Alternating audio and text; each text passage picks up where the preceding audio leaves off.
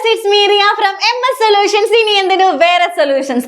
അവിടെ മിസ് വന്നിട്ടുള്ളത് 2022 നമ്മളോട് ഫസ്റ്റ് ടെർമിനൽ എക്സാമിന് ചോദിച്ചിട്ടുള്ള ക്വസ്റ്റ്യൻസ് ആൻസർ ഡിസ്കസ് ചെയ്യാൻ വേണ്ടിയിട്ടാണ് കേട്ടോ. അപ്പൊ 2022 ആദ്യത്തെ ക്വാർട്ടർലി എക്സാമിന് സോഷ്യൽ സയൻസിലെ ഹിസ്റ്ററിയിൽ ഏതൊക്കെ ക്വസ്റ്റ്യൻസ് ആണ് വന്നിട്ടുള്ളത്, അതിന്റെ ആൻസർ എന്തൊക്കെയാണ്, അങ്ങനെയുള്ള ഡിസ്കഷൻ ആയിട്ടാണ് മിസ് ഈ ഒരു സെക്ഷനിൽ വന്നിട്ടുള്ളത്.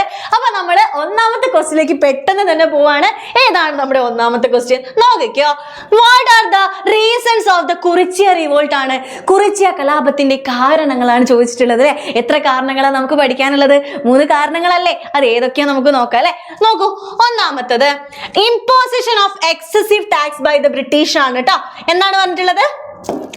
ഇമ്പോസിഷൻ ഓഫ് എക്സസീവ് ടാക്സ് ആണ് അല്ലെ. എക്സസീവ് ടാക്സ്, ബ്രിട്ടീഷുകാർ എന്താണ് കുറിച്യന്മാരുടെ കയ്യിൽ നിന്ന് എക്സസീവ് ആയിട്ട് അമിതമായിട്ടുള്ള നികുതി വാങ്ങിയിട്ടുണ്ടായിരുന്നു അല്ലെ. അതായത് കുറിച്യന്മാർ എന്ന് പറയുന്നത് വയനാട് ജില്ലയിൽ താമസിക്കുന്നവരാണ്. അപ്പൊ അവരോട് പറയാണ് അവിടെ കാടുകളിൽ താമസിക്കണമെങ്കിൽ ടാക്സ് കൊടുക്കണം എന്ന് പറഞ്ഞു അല്ലെ. അപ്പൊ ടാക്സ് എന്ന് പറയുന്നത് എങ്ങനെയാണ്? ഭയങ്കരമാണ്, എക്സസീവ് ആയിട്ടുള്ള ടാക്സ് ആണ് അവരുടെ കയ്യിൽ നിന്ന് വാങ്ങുന്നത് അല്ലെ. അപ്പൊ രണ്ടാമത്തെ point compulsion for paying tax in cash. അതുമായി ടാക്സ് ക്യാഷ് ആയിട്ട് തന്നെ കൊടുക്കണം അല്ലെ. മൂന്നാമത്തത് seizing of agricultural land for non payment of tax. ഇനി കുറിച്യന്മാര് ടാക്സ് അടച്ചിട്ടില്ലെങ്കിൽ എന്ത് ചെയ്യും? ഇവര് ഭൂമി പിടിച്ചെടുത്തുകൊണ്ട് അങ്ങ് പോവും, സീസ് ചെയ്തുകൊണ്ട് പോവും. ഇതാണ് കാരണങ്ങളായിട്ട് പറയുന്നത്. ഓക്കെ, ഇനി രണ്ടാമത്തെ question, name the leaders of the Latin American Revolution ആണ്. ലാറ്റിൻ അമേരിക്കൻ റെവല്യൂഷന്റെ ലീഡേഴ്സ് ആരൊക്കെയാണെന്നാണ് ചോദിച്ചിട്ടുള്ളത്. 2 മാർക്കിന്റെ ക്വസ്റ്റ്യൻ ആണ്. അപ്പൊ ലാറ്റിൻ അമേരിക്കൻ വിപ്ലവത്തിലെ നേതാക്കന്മാര് അല്ലെങ്കിൽ ചിന്തകന്മാര് ആരൊക്കെയാണ് എന്നുള്ളതാണ് ക്വസ്റ്റ്യൻ ചോദിച്ചിട്ടുള്ളത്. ആരൊക്കെയാണത് നോക്കിക്കോ. യെസ്, ജോസേ ഡി സാൻ മാർട്ടിൻ ആണ്, Francisco Miranda and Simon Bolivar ആണ്. ഈ 3 പേരാണ് ലാറ്റിൻ അമേരിക്കൻ വിപ്ലവത്തിന്റെ ലീഡേഴ്സ് ആയിട്ട് പറയുന്നത്. ഓക്കെ അല്ലേ? നെക്സ്റ്റ് ക്വസ്റ്റ്യൻ പൊതുഭരണത്തിന്റെ പ്രാധാന്യമാണ് ചോദിച്ചിട്ടുള്ളത് അല്ലെ. എന്താണ്? Yes, assess the significance of the public administration. Public അഡ്മിനിസ്ട്രേഷന്റെ പ്രാധാന്യം എന്തൊക്കെയാണ്? നമ്മൾ ഈ പബ്ലിക് അഡ്മിനിസ്ട്രേഷന്റെ ചാപ്റ്റർ സ്റ്റാർട്ട് ചെയ്യുമ്പോൾ തന്നെ നമ്മൾ ഇമ്പോർട്ടൻസും ഡ്യൂട്ടീസും ഫംഗ്ഷൻസും ഒക്കെ ആയിട്ട് ഒരേ ആൻസർ പഠിക്കുന്നില്ലേ. അപ്പൊ അതാണ് ഇവിടെ ചോദിച്ചിട്ടുള്ളത്. ഇമ്പോർട്ടൻസ്, പ്രാധാന്യമാണ് ചോദിച്ചിട്ടുള്ളത്. 4 പോയിന്റ്സ് അല്ലേ നമുക്ക് അതിൽ പഠിക്കാനുള്ളത്. അത് ഏതൊക്കെയാണ് നമുക്ക് നോക്കാം. നോക്കൂ, ഫോർമുലേറ്റ് ഗവൺമെന്റൽ പോളിസി ആണ്. ഗവൺമെന്റ് നയങ്ങൾ രൂപപ്പെടുത്തുന്നു. രണ്ടാമത്തത് പ്രൊവൈഡ് ഗുഡ്സ് ആൻഡ് സർവീസ് ആണ്. ഗുഡ്സ് അതായത് സാധനങ്ങളും സേവനങ്ങളും ലഭ്യമാക്കി കൊടുക്കുന്നു. Then ensure welfare of the people ആണ്. ജനക്ഷേമം ഉറപ്പാക്കുന്നു. Then find out solution of public issues അല്ലെ. അതായത് ജനങ്ങളുടെ പ്രശ്നങ്ങൾക്കൊക്കെ പരിഹാരം കണ്ടെത്തുന്നതും പബ്ലിക് അഡ്മിനിസ്ട്രേഷൻ ആണ്. 2024 ഓണം എക്സാമിന് ഇതെന്തായാലും ചോദിക്കും, ഉറപ്പാണ്. ഓക്കെ, അപ്പൊ എന്താണ് പബ്ലിക് അഡ്മിനിസ്ട്രേഷന്റെ ഇമ്പോർട്ടൻസ്? ക്ലിയർ ആണല്ലോ. ഈ 4 പോയിന്റ്സ് അടിപൊളിയായിട്ട് പഠിക്കുക. Okay, next question, explain the classification of Indian civil service ആണ് അല്ലെ. ഇന്ത്യൻ സിവിൽ സർവീസിന്റെ ക്ലാസിഫിക്കേഷൻ ആണ് ചോദിച്ചിട്ടുള്ളത്. ഇതും നമ്മളോട് എപ്പോൾ ചോദിക്കും? 2024 ഓണം എക്സാമിന് ചോദിക്കും. ഓക്കെ, അപ്പൊ 3 ആയിട്ടാണ് ഇന്ത്യൻ സിവിൽ സർവീസിനെ തരംതിരിച്ചിട്ടുള്ളത് അല്ലെ. ഏതൊക്കെയാണത്? All India service, central service, state service. Okay, അപ്പൊ നോക്കാം. ഓൾ ഇന്ത്യ സർവീസ് നോക്കൂ. ഓൾ ഇന്ത്യ സർവീസിൽ റിക്രൂട്ട്മെന്റ് നടത്തുന്നത് എങ്ങനെയാണ്? നാഷണൽ ലെവലിലാണ് അല്ലെ. ദേശീയ തലത്തിലാണ് ഓൾ ഇന്ത്യയിലെ റിക്രൂട്ട്മെന്റ് നടക്കുന്നത് അല്ലെ. പിന്നെ എന്താണ് അവരെ അപ്പോയിന്റ് ചെയ്യുന്നത്? സെൻട്രൽ ഗവൺമെന്റിന്റെയോ അല്ലെങ്കിൽ സ്റ്റേറ്റ് ഗവൺമെന്റിന്റെയോ കീഴിലായിരിക്കും. അതിന് എക്സാമ്പിൾ ഏതൊക്കെയാണ്? IAS ഉം IPS ഉം ആണ്. ദെൻ സെൻട്രലോ? സെൻട്രൽ സർവീസിൽ എങ്ങനെയാണ്? നമ്മൾ ഓൾ ഇന്ത്യ പഠിച്ചു കഴിഞ്ഞു. സെൻട്രൽ എങ്ങനെയാണ്? സെൻട്രൽ ലെവലിലും റിക്രൂട്ട്മെന്റ് നടത്തുന്നത് എന്താണ്? നാഷണൽ ലെവലാണ്, ദേശീയ തലത്തിലാണ് അല്ലെ. അപ്പൊ അവരെ അപ്പോയിന്റ് ചെയ്യുക എങ്ങനെയായിരിക്കും? സെൻട്രൽ ഗവൺമെന്റിന്റെ കീഴിൽ മാത്രമായിരിക്കും. നേരത്തെ നമ്മൾ പഠിച്ച ഓൾ ഇന്ത്യയിൽ എന്താണ്? സെൻട്രലും ഉണ്ട്, സ്റ്റേറ്റും ഉണ്ട്. അപ്പൊ സെൻട്രലിൽ വരുന്നത് എന്താണ്? സെൻട്രൽ ലെവലിൽ മാത്രമേ അവരെ അപ്പോയിന്റ് ചെയ്യുള്ളൂ. അതിന് എക്സാമ്പിൾ ഏതൊക്കെയാണ്? ഇന്ത്യൻ ഫോറിൻ സർവീസും ഇന്ത്യൻ റെയിൽവേ സർവീസും ആണ്. ദെൻ സ്റ്റേറ്റ് സർവീസ് ആണ് കേട്ടോ. അപ്പൊ സ്റ്റേറ്റ് സർവീസിലും ഈ ഒരു റിക്രൂട്ട്മെന്റ് നടക്കുന്നത് എങ്ങനെയാണ്? സ്റ്റേറ്റ് ലെവലാണ് അല്ലെ. സ്റ്റേറ്റ് ലെവൽ, അതായത് സംസ്ഥാനങ്ങൾക്കുള്ളിലാണ് ഈ ഒരു റിക്രൂട്ട്മെന്റ് നടത്തുക. ഓക്കെ, അപ്പൊ അതിന് എക്സാമ്പിൾ ആയിട്ട് സെയിൽസ് ടാക്സ് ഓഫീസർ ആണ് വരുന്നത്. അപ്പൊ ഈ ഒരു ക്ലാസിഫിക്കേഷൻ നമ്മളോട് നിർബന്ധമായിട്ടും ചോദിക്കും. അതും പഠിച്ചു വെക്കുക. ഓക്കെ അല്ലേ? Next question, write the objectives of right to information act ആണ് വിവരാവകാശ നിയമത്തിന്റെ പ്രധാനപ്പെട്ട ലക്ഷ്യങ്ങളാണ് ചോദിച്ചിട്ടുള്ളത്. ഗവൺമെന്റിന്റെ അഡ്മിനിസ്ട്രേറ്റീവ് റിഫോംസിൽ വരുന്നതാണ് റൈറ്റ് ടു ഇൻഫർമേഷൻ ആക്ട് അല്ലെ. അപ്പൊ അതിന്റെ ഒബ്ജക്റ്റീവ്സ് ആണ് നമ്മളോട് ചോദിച്ചിട്ടുള്ളത്. 3 മാർക്കിന്റെ ക്വസ്റ്റ്യൻ ആണ് കേട്ടോ. അപ്പൊ എന്തൊക്കെയാണ് അത് നോക്കാം. ടു പ്രിവെന്റ് കറപ്ഷൻ, അഴിമതി നിയന്ത്രിക്കുക. ക്രിയേറ്റ് റെസ്പോൺസിബിലിറ്റി, ഉദ്യോഗസ്ഥന്മാർക്കിടയിൽ എന്ത് കൊടുക്കുക, ഉത്തരവാദിത്വ ബോധം ഉണ്ടാക്കി കൊടുക്കുക. Make the functioning of the government transparent ആണ് അല്ലെ. ഗവൺമെന്റിന്റെ പ്രവർത്തനങ്ങൾ ട്രാൻസ്പെറന്റ് ആക്കുക, സുതാര്യമാക്കുക. ഈ 3 പോയിന്റ്സ് ആണ് റൈറ്റ് ടു ഇൻഫർമേഷൻ ആക്ടിന്റെ ഒബ്ജക്റ്റീവ്സ് ആയിട്ട് പറയുന്നത്. ക്ലിയർ ആണല്ലോ. Next question. What are the ideologies of Dr. സന്യാസൻ ആണ്. ഡോക്ടർ സന്യാസനിന്റെ ഐഡിയോളജീസ് എപ്പോഴും എല്ലാ ക്വസ്റ്റ്യൻ പേപ്പറിലും ഈ ഐഡിയോളജി ചോദിക്കലുണ്ട് അല്ലെ. അപ്പൊ 2024 ഓണം എക്സാമിന് എന്ത് ചോദിക്കുന്ന പറയുന്നത്? യെസ്, ഓണം എക്സാമിന് ഡോക്ടർ സന്യാസനിന്റെ ആശയങ്ങൾ ചോദിച്ചിരിക്കും, ഉറപ്പാണ് അല്ലെ. 3 ആശയങ്ങൾ ഏതൊക്കെയാണ് ആ 3 ആശയങ്ങൾ നോക്കിക്കോ. നാഷണലിസം വരുന്നുണ്ട്, ഡെമോക്രസി വരുന്നുണ്ട്, സോഷ്യലിസം അല്ലെ. ദേശീയത, ജനാധിപത്യം, സോഷ്യലിസം, ഈ 3 കാര്യങ്ങളും പഠിച്ചു വെക്കുക. ഓക്കെ അല്ലേ. നെക്സ്റ്റ് ക്വസ്റ്റ്യൻ നോക്കാം. Write a short note on IndiGo revolt ആണ്. നീലം കർഷക കലാപത്തിനെ പറ്റിയാണ് ചോദിച്ചിട്ടുള്ളത് അല്ലെ. അതായത് നമ്മുടെ ഇന്ത്യയിൽ നടന്നിട്ടുള്ള 2 പെസന്റ് റിവോൾട്ട് ആയിരുന്നു, 2 കർഷക കലാപങ്ങളായിരുന്നു. ഒന്ന് ഇൻഡിഗോ റിവോൾട്ടും ഒന്ന് മാപ്പിള റിവോൾട്ടും ആണ്. അതിൽ ഇൻഡിഗോ റിവോൾട്ട് ആണ് വിശദീകരിക്കാൻ പറഞ്ഞിട്ടുള്ളത് അല്ലെ. എന്താണ് ഇൻഡിഗോ റിവോൾട്ട്? ഇൻഡിഗോ എന്തിനു വേണ്ടിയാണ് യൂസ് ചെയ്തിരുന്നത്? It was use for dyeing dress ആണ് അല്ലെ. തുണികൾക്ക് നിറം നൽകാനായിരുന്നു ഇൻഡിഗോ യൂസ് ചെയ്തിട്ടുണ്ടായിരുന്നത് അല്ലെ. നെക്സ്റ്റ് എന്താ പോയിന്റ് പറയുന്നത്? ബ്രിട്ടീഷുകാർ എന്ത് കൊടുത്തു? പെസൻസിന്, കർഷകർക്ക്, ഇന്ത്യയിലെ കർഷകർക്ക് അഡ്വാൻസ് പേയ്മെന്റ് കൊടുത്തിട്ട് പറയാണ് മോസ്റ്റ് ഫെർട്ടൈൽ ലാൻഡിൽ, നല്ല മണ്ണിൽ തന്നെ എന്ത് ചെയ്യണം?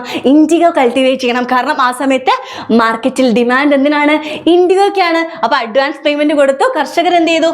ബ്രിട്ടീഷുകാർ പറഞ്ഞ പോലെ മോസ്റ്റ് ഫെർട്ടൈൽ ലാൻഡിൽ തന്നെ എന്ത് കൾട്ടിവേറ്റ് ചെയ്തു?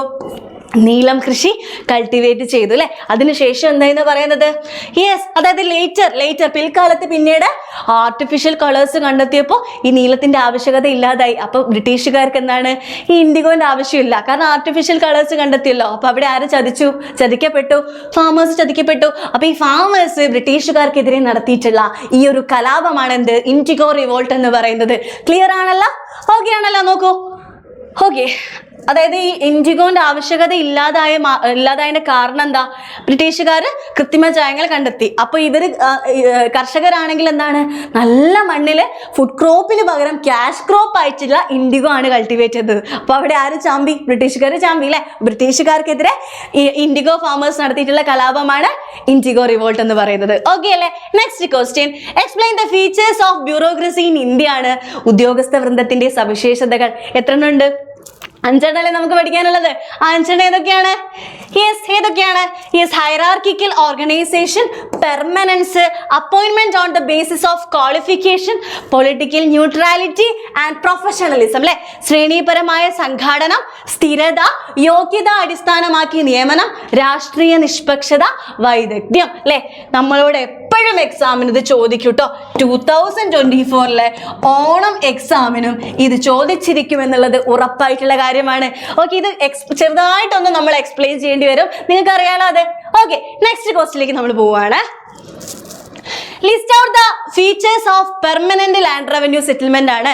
ശാശ്വത ഭൂനികുതി വ്യവസ്ഥയുടെ സവിശേഷതകൾ എന്തെല്ലാമാണ് ചോദിച്ചിട്ടുള്ളത് അല്ലെ. എന്തൊക്കെയാണ് ശാശ്വത ഭൂനികുതി? നമ്മൾ പഠിച്ചിട്ടുണ്ട് 4ാമത്തെ ചാപ്റ്ററിൽ. ബ്രിട്ടീഷുകാർ ഇന്ത്യയിൽ നടപ്പിലാക്കിയിട്ടുള്ള നികുതി സമ്പ്രദായത്തില് ഒന്നാമത് നമുക്ക് പഠിക്കാനുള്ളത് പെർമനന്റ് ലാൻഡ് റവന്യൂ സെറ്റിൽമെന്റ് ആണ് അല്ലെ. ഓക്കെ, നോക്കാം എന്തൊക്കെയാണ് നോക്കാം സവിശേഷത.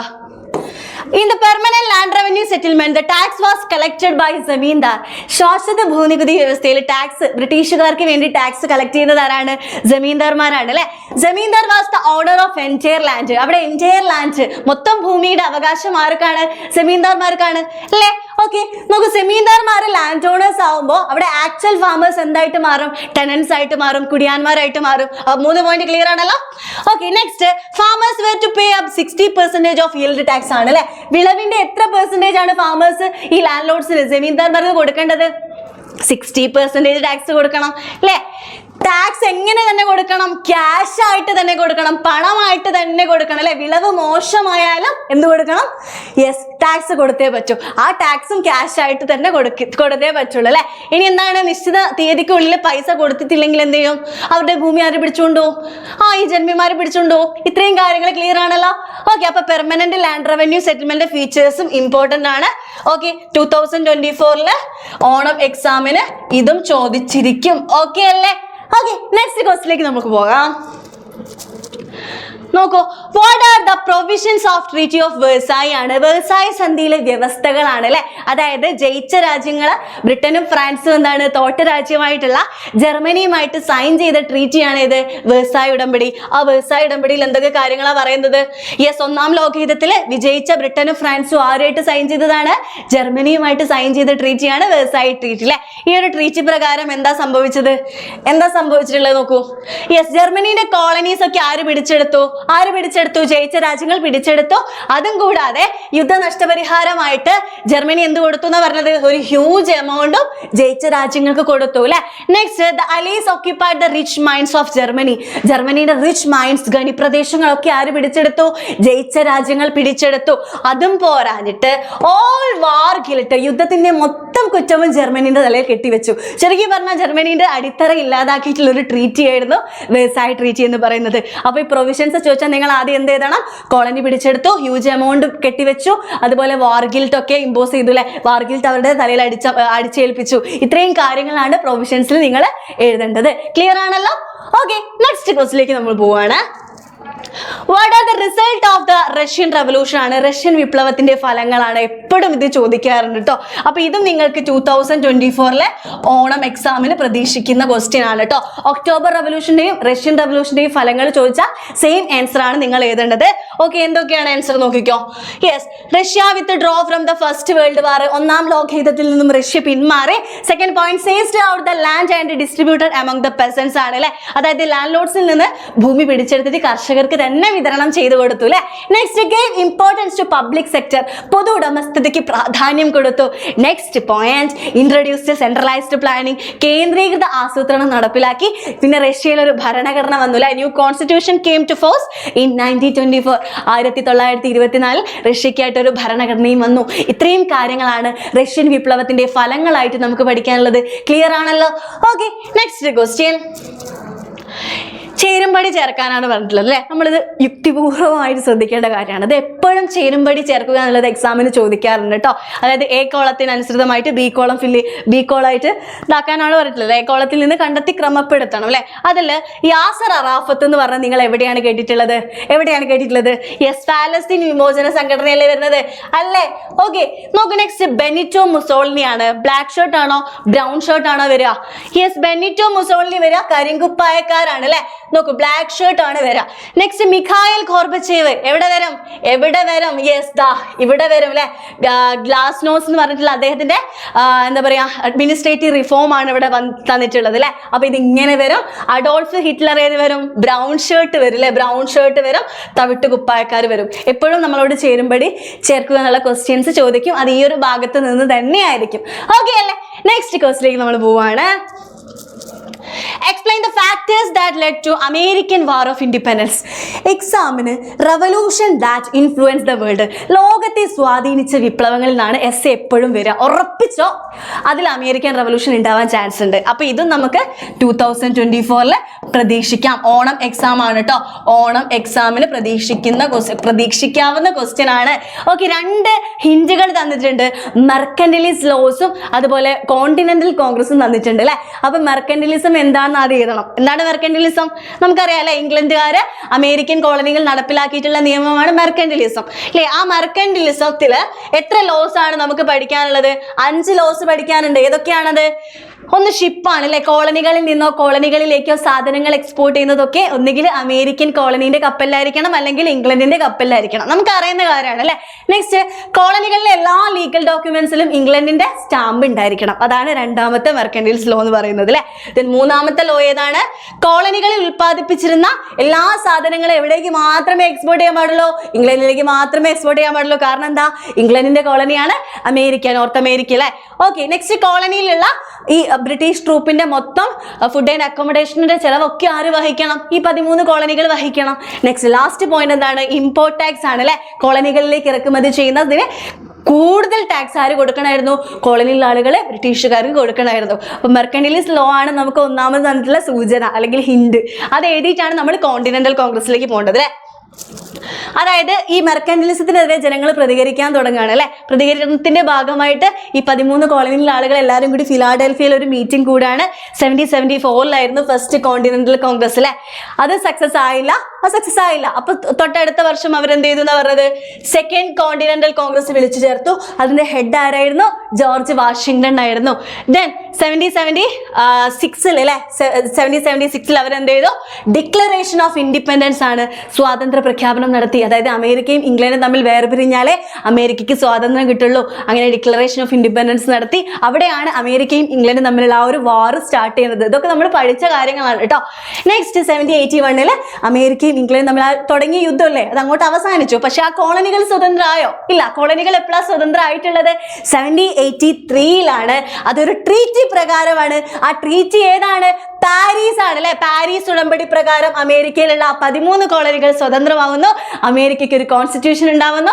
അമേരിക്കയിൽ ആദ്യത്തെ പ്രസിഡന്റ് ആയിട്ട് ജോർജ് വാഷിംഗ്ടൺ അധികാരത്തിൽ വരുന്നു. ഇത്രയും കാര്യങ്ങളാണ് എസ്സേ ചോദിച്ചാൽ നിങ്ങൾ എഴുതേണ്ടത്. ആദ്യം മെർക്കന്റിലിസം, പിന്നെ മെർക്കന്റിലിസ്റ്റ് ലോസ്, പിന്നെ കോണ്ടിനെന്റൽ കോൺഗ്രസ്. അതുപോലെ റിസൾട്ടും ചോദിക്കാൻ ചാൻസ് ഉണ്ട്. ഹിന്റ് ഇവിടെ നമുക്ക് 2 തന്നിട്ടുള്ളൂ അല്ലെ. അതുപോലെ നമ്മളോട് ചോദിക്കും റിസൾട്ട് അല്ലെങ്കിൽ കോൺട്രിബ്യൂഷൻസും ചോദിക്കും. അപ്പൊ നിങ്ങൾ അതും കൂടി എഴുതണം. ഓക്കെ അല്ലേ? അപ്പൊ ഇത്രയും ക്വസ്റ്റ്യൻസ് ആണ് നമ്മളോട് 2022 ഓണം എക്സാമിന് ഹിസ്റ്ററിയിൽ ചോദിച്ചിട്ടുള്ളത്. അപ്പൊ എങ്ങനെയാ? പൊളിച്ചെഴുതൂലേ? ഓക്കെ അല്ലേ? അപ്പൊ നന്നായിട്ട് പഠിക്കുക, വർക്കൗട്ട് ചെയ്യുക. ഓക്കെ.